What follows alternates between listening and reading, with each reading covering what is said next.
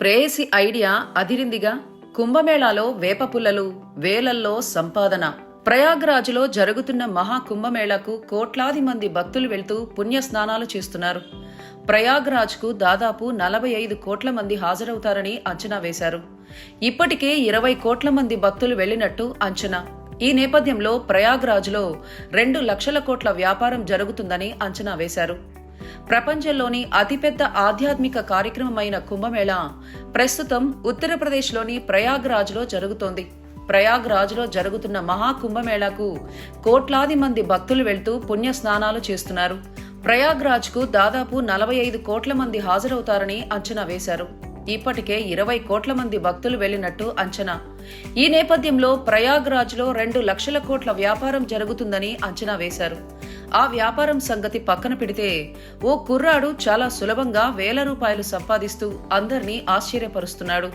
ప్రయాగ్రాజ్లో వేప పుల్లలు అమ్ముకునే ఓ వ్యక్తికి సంబంధించిన వీడియో నెట్టింట వైరల్ అవుతోంది.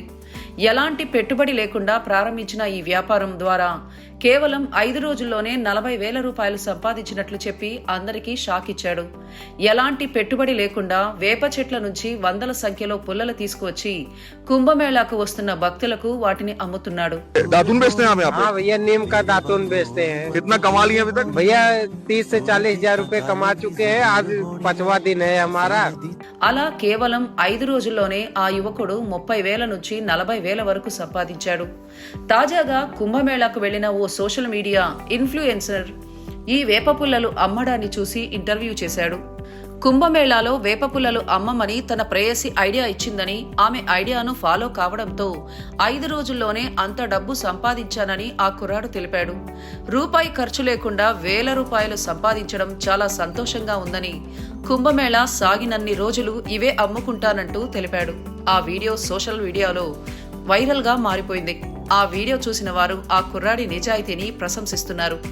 అంత మంచి ఐడియా ఇచ్చిన అతడి ప్రేయసిని కూడా అభినందిస్తున్నారు.